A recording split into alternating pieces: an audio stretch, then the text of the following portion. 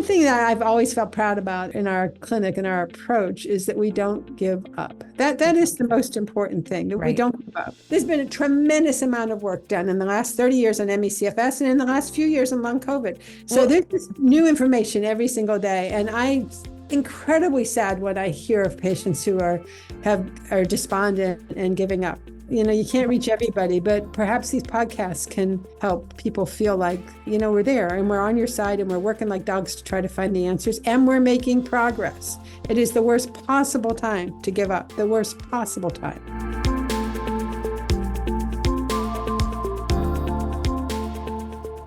We have had such incredible feedback from the podcast that we've put out for you guys. Our goal is to instill hope in those of you and us that are struggling through complex chronic disease, and really to provide you with help when you feel like you can't get it. One of our guests from the first round was Dr. Nancy Klimas, and we got so many questions about all kinds of things. We kind of pulled our community. You guys make sure you're active in our social media. Your questions are what are going to drive our next topics. So we pulled those questions together, and I got Dr. Klimas to come back and give us a whole lot more hope and a whole lot more help. And so, Dr. Klimas, thank you so much for spending some time with me out of your busy clinic today. I really appreciate it. Oh, happy to be here. Thanks a bunch for having me back. It's just a great experience. We know that there's so many people, this is really taken off even globally. There's so many people out there that are struggling with a lot of different aspects of complex disease. One thing that our community was really, really wanting to understand about is this whole concept of viral reactivation. And I thought, who better to ask than you? Can you tell us how we can kind of wrap our heads around that concept of viral reactivation? Absolutely. And it's not a simple topic. And I know why it confuses people, because there's just a lot to it. But let's just start with the facts. If you were to take long COVID for a moment, where there's been a little more work done from the very beginning of the illness through to when people feel sick, these prospective studies, one of the things that predicts who will have long COVID after acute COVID is who reactivates their viruses, or in this case, Epstein-Barr virus. So reactivation viruses means that there are some viruses, not every virus in the planet, but some viruses that we come across in our lifetimes that instead of being gone when we're done with our acute illness, it's burrowed in deep, and they are called latent infections. They're hiding out somewhere in your body, usually in some cell, like your immune system cells is where Epstein-Barr virus is hiding out. So they're just hiding out there. So then you have these viruses, and the one you think about the most is the one that they advertise the most for on TV, shingles, right? Okay. So when you had your measles when you were a kid, your chickenpox when you were a kid, you had this virus that causes shingles. And when it reactivates, it doesn't create total body infection the way it did when you had chickenpox. It doesn't even cause a rash from head to toe. Instead, it gets it hit out in the nerve endings, and it reactivates in your nerve endings, and it hits a cluster of nerves and that distribution of that nerve, and you get that little patch, that rash, and that's a reactivated virus. So the same virus that causes shingles is the virus that causes chickenpox. Right. And when you say it's latent, it means it didn't clear. It didn't leave the body once you got it. It just kind of stayed dormant and hidden somewhere. It's dormant and hidden from the immune system. So the immune system couldn't see it because it wasn't active. It wasn't making replicating virus, and there was nothing for the immune system to see. But then when it gets all stirred up and active again, now it's making virus, and you want your immune system to knock it down. When you said EBV or Epstein-Barr virus, the original insult, is that mono? Yes, exactly. So yeah, the chickenpox virus is in a family of viruses called herpes family viruses. You think of herpes, oh my God, I got herpes. But herpes is also the cold sore virus, right? Cold sores. And then there's other herpes family viruses like Epstein-Barr virus, the chickenpox virus, cytomegalovirus. There's a bunch of them. So they are all viruses that can be latent, and they can hide out for your whole long life and maybe never bother you again, or maybe reactivate. And the time when they tend to reactivate is when your immune system is either down because it's been challenged so much that it wiped out its resources, or a time when the immune system's super activated by something else, like some other infection came along and turned everything else on.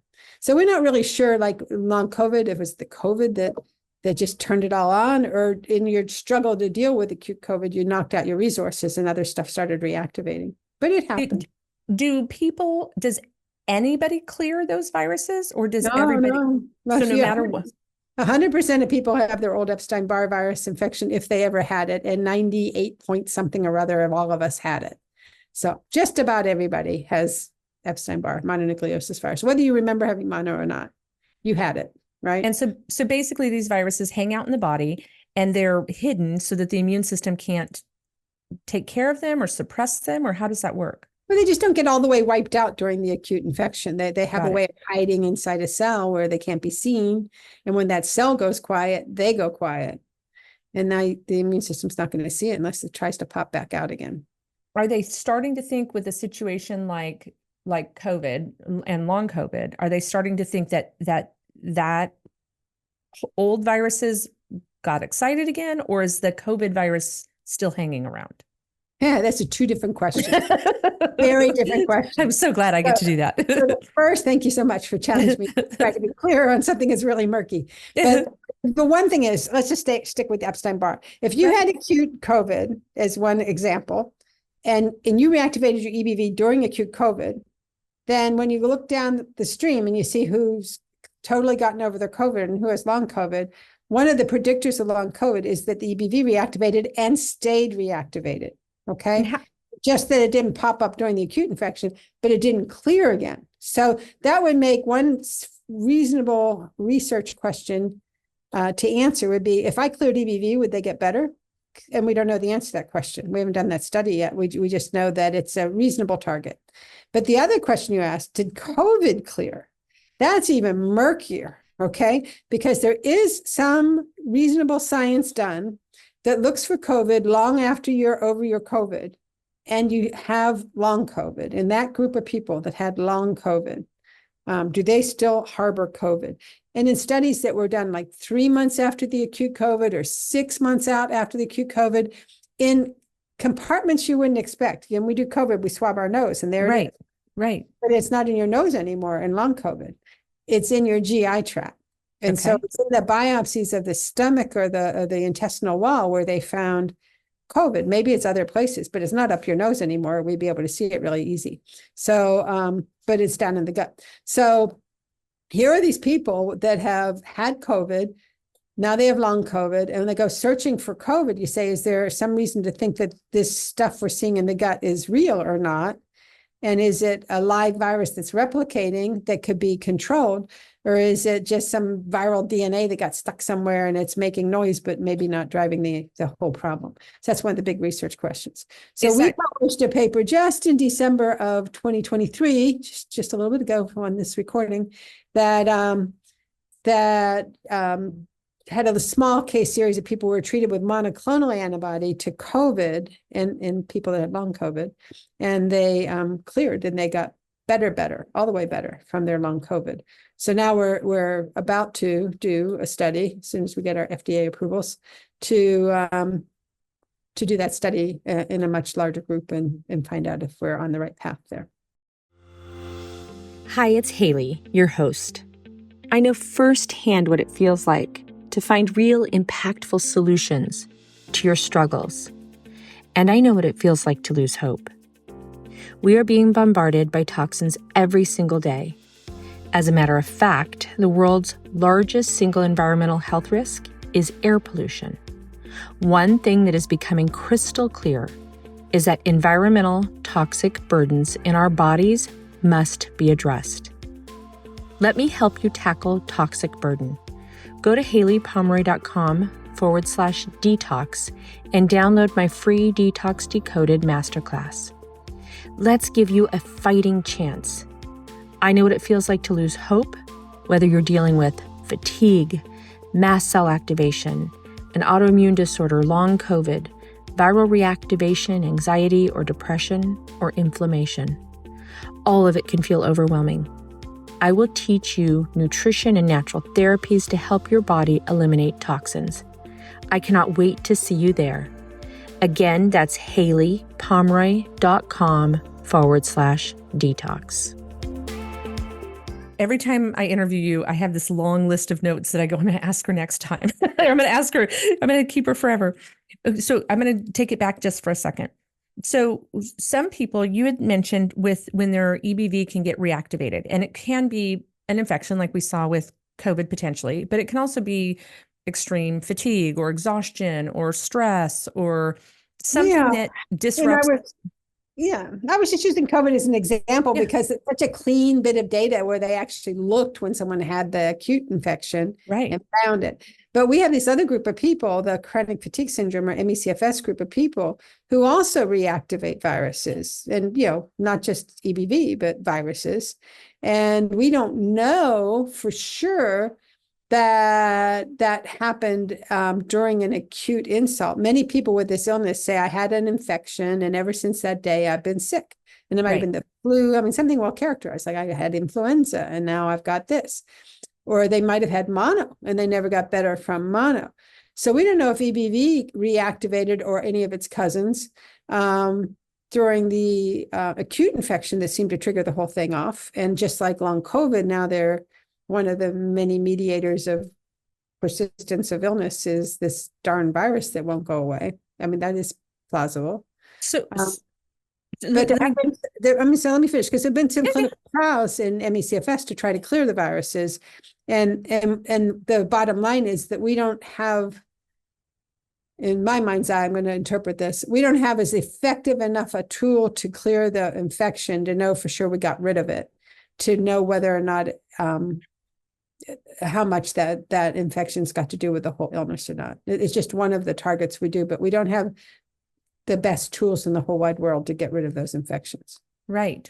And so one of the things that we see a lot in the clinic, and this is one thing that kind of really struck me when I first came in, was how many of our patients that come through have seen many physicians before we're usually not their first stop by any stretch of the imagination.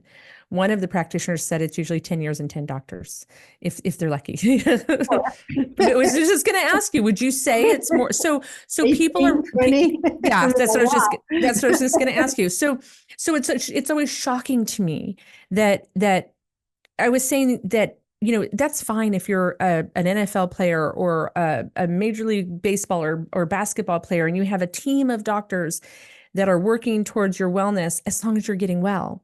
What shocked me was how many people were coming into our clinic that had 10, 20 visits with physicians that weren't changing the health trajectory.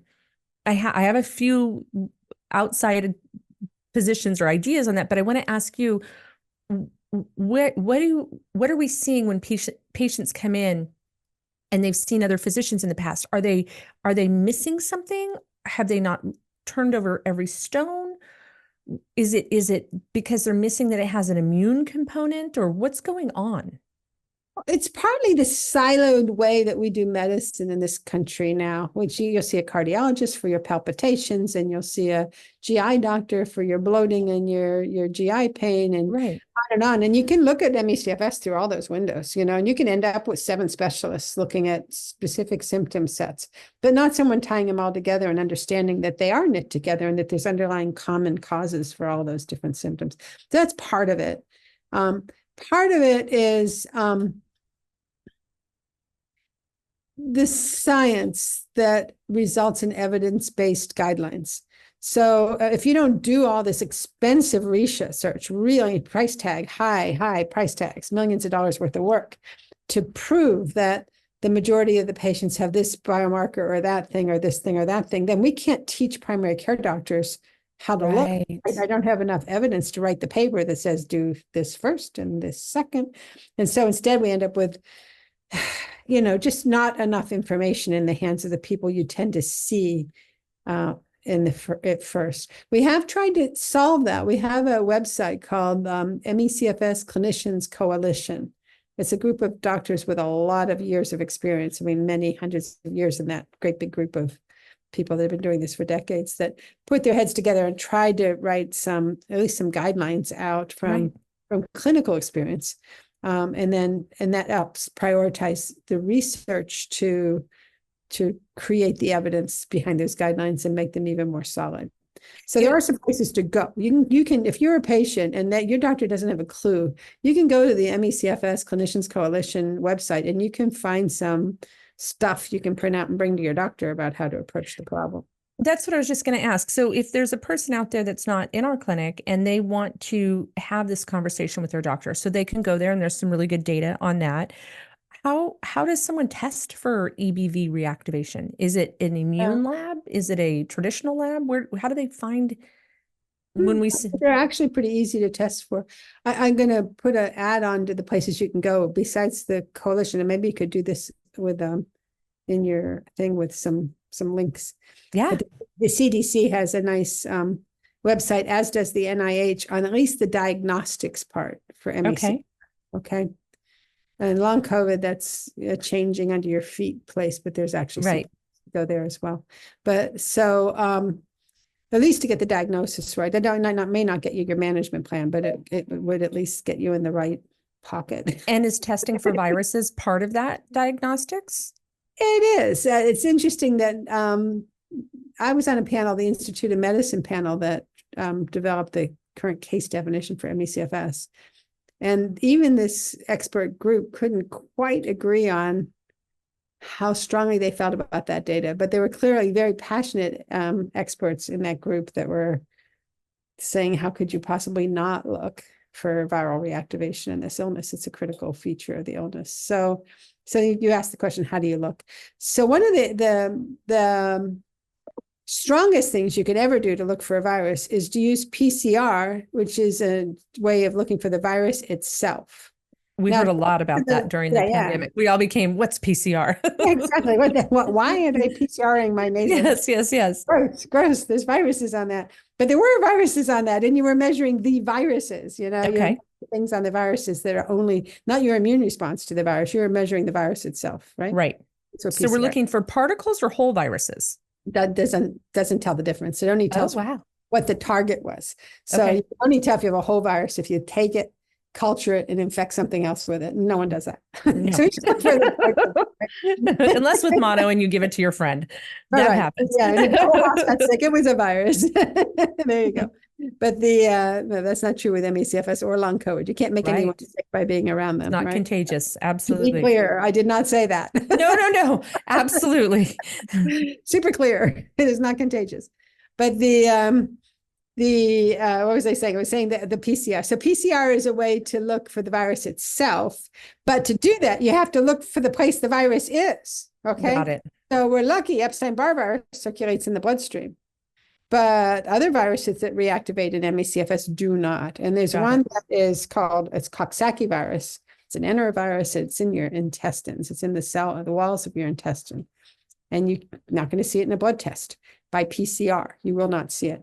So the one way we get around this business of not knowing where the virus is to look for its immune signature, because the immune system is circulating all the time. And if you made antibody to something, it could have been the brain or your prostate. Who knows? It's going to be somewhere.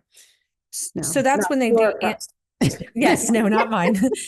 Only my male friends. There you go. But anyway, I'm teasing you. But no, I love it. And is that you need to know where if you don't know where to look, but you know what to look for, that's a big if. Let me put that right out there. That's a big if. But if you know what to look for. So we know some viruses that reactivate and consistently, if you had cancer, if you had HIV, what viruses would reactivate? Epstein-Barr, cytomegalovirus, HHV6 virus, and then some of these Coxsackie viruses that get into your muscle and into your gut. And those are the ones that we've looked for and we've found them. Okay. Right. Now, what haven't we looked for? I don't know. The things we didn't know how to look for, but they're out there. We don't know the name of everything. So, but they're like our flag. If this happened, then your immune system let this happen. It's going to let other things happen too. So can you deal with it by treating the infection that you found? Or do you have to fix the immune system? So that's what I was just going to ask. Huge deal, right? Because if I had a magic button to fix your immune system, wouldn't that be sweet? I would get to change professions. I'm an immunologist and I would like to move into something else. But that magic potion doesn't really exist. But there are things we can do to strengthen the immune system, and there are things we can do that target a specific virus that that we're going after, or less specific things that can be antiviral. So take an example, your immune system makes something called interferon. It's an antiviral. It hits all the viruses. It's an antiviral that does everything. And why did that evolve? Well, that's pretty cool little trick your immune system knows how to do, to have an antiviral for anything that comes along. So if really specific ones can actually be a good idea or a bad idea. Right. If someone's out there right now and let's say they're having antibody testing, right? That's what the blood testing usually is for EBV, and it may be in a traditional doctor's office. One of the questions that our community asked was, they had a friend that had gone through some really good care, and they were sharing stories of similar symptoms, and they had run an EBV or Epstein-Barr virus antibody test through the blood, and their antibodies were really, really high. Was the antibodies that were IgG and the antibodies that were IgM. This was a person, we were having this conversation. Their doctor's response was that because the IgM was normal and the IgG was like 1700, I mean, it was way, way high, that just means that they had had an infection in the past, and it didn't give any indication that there was still virus. Right. So that's sort of something that the way I learned it in medical school a long time ago. How many years was that? A couple years ago. Right. And that hasn't changed, that same thing. But if you think about the immune system, it's quite different than that. Okay. The immune system makes an antibody response when you have an acute infection. It goes way high. Okay. The second time you see it, you got memory for that, and it goes higher still, because it's got all this cool capacity now to be responding really, really, really vigorously to things you've seen before. You made a memory. Wow. So think about it. When you have an acute infection, you go way high and you make antibodies to all different parts of the virus. And that pattern of antibodies they show in the Epstein-Barr virus panel, some is VCA, viral capsid antigen. That means it's outside of the antibody of the virus. Nuclear antigen antibody, which is in the inside. So think about that. I'm going to make antibody to the stuff on the outside a lot, and it's going to be my first round of protection. It's the first thing I see. Right. So when you make an antibody response to Epstein-Barr virus, this capsid antibody is going to be up, and it's going to stay up forever, but it's going to go down, down, down over time and be low unless you see it again. It goes back up it goes. Okay. So when you see these rock and roll antibody titers to Epstein-Barr virus, that's not saying old. That's saying, oh, it got quiet and it came out, and it got quiet and it came out, and your immune system did what it was supposed to do and make a bigger bump there. If you see the nuclear, the inside stuff, that means you made so much of it. It was broken up. Pieces were out there. Experience the immune system. It's not a whole virus. It's a busted up virus that let you see the inside. And that's even more of a suggestion that you reactivated your virus. So in our community, we do this thing called a request for care, which helps people get organized for a doctor's visit and helps them articulate some of the nomenclature or the conversation. What would a person ask for if they wanted to have their, let's use EBV as the example, their viral load checked? Would they just, I hate to send somebody in that says, I'd like to be tested for Epstein-Barr virus. Is there 4 or 5 specific tests? Just two that you can get it out of, any of the large national labs. One is PCR for Epstein-Barr. Okay. It's a checkbox on the little checkbox thing. And the other is the Epstein-Barr virus panel, not just one test, but the whole panel. Okay. Which is IgG and IgM to that outside thing capsid, and nuclear antigen is Epstein-Barr virus nuclear antigen. What is the VACA that I've seen? Is that different than the IgG IgM? Say that again. What was the I think it's called the VACA, the VCA. Yeah, the VCA. That's viral capsid antigen. That's outside. Okay. Is that part of the IgM IgG testing, or is that separate? Two things. So you're doing IgG and IgM. It's all in the panel, right? So the panel is IgG to VCA, IgG to EBNUD nuclear antigen. Okay. And then it has the IgM to VCA. And the IgM to VCA is supposed to be, and this is what you're going to medical school, an acute response antibody that only happens during acute infection. Were that the case, you would never see it in someone my age, because I had mine back when I was in my 20s, right? But I do see it in people my age. I see it in people that are way, way, way past their primary infection. Therefore, what we learned in medical school was wrong, wrong, wrong, wrong. Okay. I love it. To say that is exactly what I learned. And they're not even saying this anymore, though some of us with old memories pass them down generationally. Yes. And that's bad. And the but now we're all learning. So this is wonderful. Yeah, exactly. So another point, IgM is always wrong. If you have IgM, there was a virus very recently. Okay. And if you have IgG at a very high titer, you had virus sometime in the recent past, not necessarily today, but sometime in the last 3-4 months, you kicked that sucker up. Okay. IgM, you kicked it up in the last few weeks. And the virus itself, PCR, you got the virus right now. You just found it. Okay. Wow. That's what it tells you. So that's great. Yeah, then I'm going to say, okay, you do that virus by virus. You don't have to do it with just one virus. HHV6 is actually the most common virus we see. HHV6 virus, which is back your 3-day measles virus when you were 2. Okay. So another reactivation virus. We see that way more often by PCR and by antibody titers than any other virus. And is that the same, that you would look at the capsid and the nuclear, both in those two? They don't have the advantage of offering such a nice test in the, right? Those are just like IgM and IgG tests that they offer. Got it. Yeah. PCR, IgM, IgG. Yeah. PCR. Yeah. Separate. IgG, IgM separate. That's great. Yeah. They don't offer the whole panel. I wish they did. That would be super helpful. So we have a specialty lab where we check not just the virus and our immune system's response to the virus, but we check our immune modulation and our immune system pretty expansively. I mean, it's amazing. Is that something, are there some traditional, like the flow cytometry used to be so hard to get back when I first started, and I've seen it more available. Are there things that have come to the forefront that's more available that people can ask their doctors to run if they're concerned about their immune system? Yes and no. So again, the more national labs out there don't have as elaborate or as clearly focused panels on chronic fatigue syndrome or long COVID. There's a few that have some panels, but the panels in long COVID actually are a little bit different than MECFS panels. Anyway, our laboratory does cytokine panels, so they can tell you what the state of your inflammatory responses and your antiviral responses and your autoimmune or allergy responses. It can give you a sense of that from the way your body makes its signaling systems, cytokines for signaling for that kind of thing.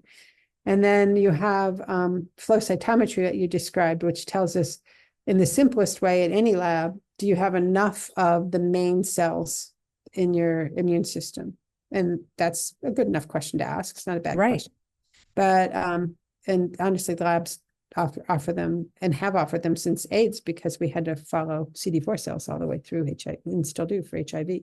So, so these panels are widely available. Our lab goes a big step further and looks at the state of your immune activation. Is it chronic immune activation, immune senescence, which is what happens if you push the on button on for too long in your immune system. It's sort of like an early aging thing. That's what I was just going to say. The cells kind of rapidly age and aren't as powerful or as effective, from what I understand.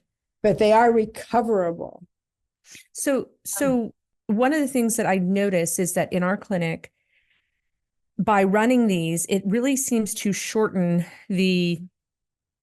what is going on in the body versus how are we going to treat this body. That set of data that comes out of our lab gives us a good indication of not just what is the virus doing, but what is the body doing about the viruses.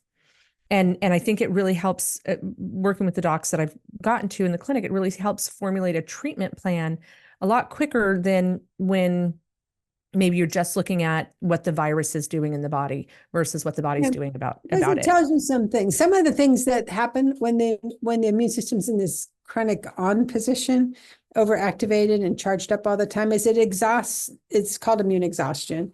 But in doing that, you think, well, why would that happen? Well, it can use up some of the stuff it needed to do what its job might be. And if you look then nutritionally with things with nutrition lab markers, you might discover that they have a lot of oxidative stress, and they might have way too little of the things that you use to make cellular energy. And you can feed that. You can feed that with food, and you can feed that with supplements. So there's things we can do when we know there's something broken. And it might be another layer of the onion. You might look here first to say, oh, look, this immune system's really been messed up, and it's not clearing viruses, and it's not doing its job well enough. Well, why would that be? And then you do another layer and see if you can find something that you can fix underneath all that. And sometimes the thing to do, as we learned in HIV, is to stop the virus for a while and let the immune system recharge. Rebalance itself, so the right. immune system sort of needs to, if it's just like a leaking bucket, if you plug the hole in the bucket and let it come back up, then now it's a really fully charged immune system up, be able to sustain the level of viral reactivation that you were living with and get it knocked down on its own without any more help. So sometimes you might use an antiviral for a period of time just to get it all a little quieter out there. Things kind of under control. Yeah. So in everybody asking all kinds of questions in our community, I definitely wanted to touch base about the viral piece and viral reactivation. And I just want to, I know you're busy. I want to ask you 80 more questions, but I've got one more that I want to just hit, which is, I noticed that we like to look at things from a variety of different perspectives when people come into our clinic. And I know that a lot of that has to do with the fact that we have the ability and the capability to do phenomenal research, both, from bench to bed, but also from a computational perspective, look at the numbers, see what sets are doing, look for trends. The treatment approach in our clinic, though, uses a variety, an expansive number of therapies. And I think that that's some of the reason why we get people that have seen, 10, 20 plus physicians in the past, is because maybe it was a singular therapy that was suggested for a very complex disease. Why in our practice do we do such an expansive treatment plan for people that gets them well? Why can't we just give one thing? Well, that's interesting because, one of the things we have done with your tax dollars, thank you, is to try to figure out all the modeling of what's underneath this illness. And one of the things, our way of approaching it, is to understand why someone could get into a chronic sick balance and be balanced. This is how I am every single day. I'm not getting worse. I'm not getting better. I'm just in this new sick, steady state. Well, that infers homeostasis, that the things that keep us in balance are balancing you over here. So when we do our incredible modeling work, which is crazy cool what we do, you can not even imagine, wrong podcast, but in the end, we have this place where you're balanced healthy and place where you're balanced sick. And what's between is a mountain that you can't just draw a straight line. I can't just fix one little button over here and expect all this to get right. That's crazy, because this is an imbalance of your endocrine system, your immune system, your autonomic system, your neuroinflammatory and oxidative stress systems. They're all engaged in this chronic, nasty, miserable, chronic, stable illness. So I can't fix one thing to get there. I actually have to climb a mountain of fixings and roll them back down into this old steady state to hope to get you well enough. So that's sort of the plan. So yeah, it's never going to be one button. And all of our modeling says, and these are really crazy models where you do supercomputing for 5 weeks and 5 machines with all the data in the whole wide world and try to reboot the platforms back to where it was. It's never one button. It's always at least 2, if not 3 systems worth of buttons that you have to press to get them climbing that mountain and pulling back down the other side.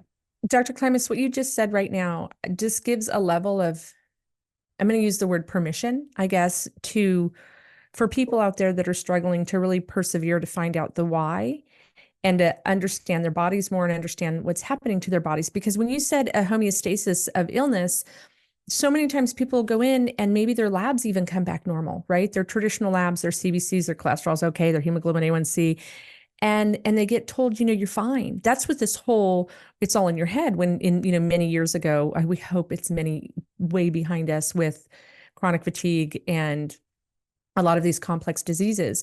But that a body can actually strike and kind of has to, so we don't expire, but a position of balance in the state of illness, and that it takes energy and effort to kind of climb that mountain. So we want to infuse our patients with knowledge, with hope, with resources, with nutraceuticals, with good food, with good thoughts, with acupuncture, with well-researched. The things that help, and the things we've experienced do help. There's a logic behind what we do. It's not like we're just randomly hitting different buttons and hoping we hit on the right thing. But there is also a very personalized approach, because every person's different. You may all feel sick in the same way, or almost the same way, but what sustains you there can be quite different. Right. And your mountain's different than my mountain. Exactly right. So we're really, as a research group, working hard to personalize at a research level a model for each individual patient that comes in. That's one of our big goals, is to be able to put your data into the platform and have it algorithmically tell us how to approach this problem. Right. But where we are as clinicians with the umpteen zillion years of experience, and it's been a lot, I'm going to go all the way how old I am, but really, I'm not the only one. And we have a lot of years of experience behind us. And experience matters. We do know. One thing that I've always felt proud about in our clinic and our approach is that we don't give up. That is the most important thing, that we don't give up. And so the one approach works, okay, great. If it doesn't work, okay, there's another approach. It's data. It's good data. If it works, yeah, exactly. Right. I always tell people who tried 5 SSRIs, why do you keep trying SSRIs? What's the deal? Stop with the SSRIs already. Right. Well, that's a type of antidepressant, and there's a bunch. You can go through all of them, but why would anyone really be that much different? So Dr. Klimas, you just said we don't give up, and we don't want any of the listeners out there to give up. I want each and every one of you. We are. I'm trying to say exactly that. We don't give up. So if you give up, that's so sad, because there's so many reasons not to give up.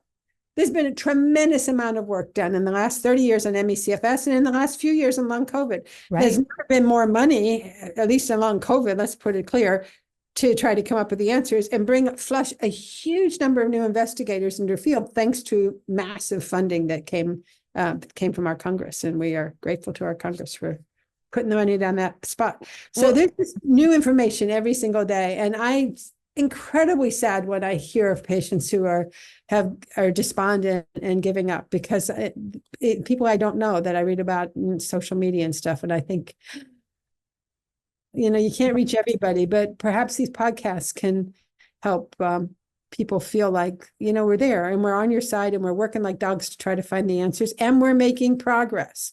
It is the worst possible time to give up, the worst possible time. Right. And I think that was really, as we have this Friday clinicals where, like you said, there's hours or years and years and years and years and years of clinical experience that come together to work through these really complex cases. One of the things that struck me in the heart or in the feels was that we were frustrated that there was, people that couldn't get to us, and we couldn't, be there talking about. And so that's the motivation and the inspiration for doing this podcast, is to give you guys some data, some information, some empowerment, right? To go out and keep seeking answers to why you're not feeling well. Maybe you're in a state of homeostasis that is conducive to staying in illness, and look at those little things that we can do to help lift you up and over that mountain and get you in that right direction. And so we want you to hold on to hope. We want you to know that we are unwavering. I mean, you don't have to talk us into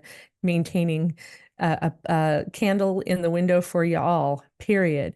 But we also want to be here to help. So Dr. Klimas, I cannot thank you enough. I can only promise you one thing, and is that I'm going to steal you as much and as often as I can. Our community really, really values your generosity with talking to all of us out here. It's just really, I've got takeaways. I've got things that I'm going to be asking for for my own health.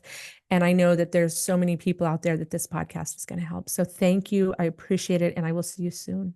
And Haley, I'm going to thank you on camera to make it all happen, because you and the amazing team behind you, we've been talking about doing this for years, but we didn't know how, and you've taught us how. And look we're really finally reaching out to a whole lot more people than we could have taken care of one by one. So thank you. And I would love it if we were all out of business and nobody needed us. But until I have then, a bunch of grandchildren who just want hugs. I could do that. Until then, we're going to be pounding the hope and spreading the help. And that's just what we're here for. So thank you. We will thank you again. I appreciate every moment that I have with you. Thank you. All right. Take care, y'all. Bye-bye.